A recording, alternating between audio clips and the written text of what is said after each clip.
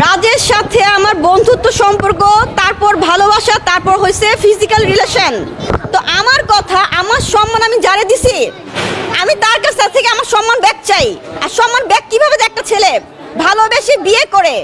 বর্তমান বাংলাদেশে ফেসবুক একটি অত্যন্ত জনপ্রিয় সোশ্যাল মিডিয়া। দেশের প্রায় প্রতিটি পরিবারে একটি করে অ্যান্ড্রয়েড মোবাইল ফোন ও একটি করে ফেসবুক আইডি রয়েছে।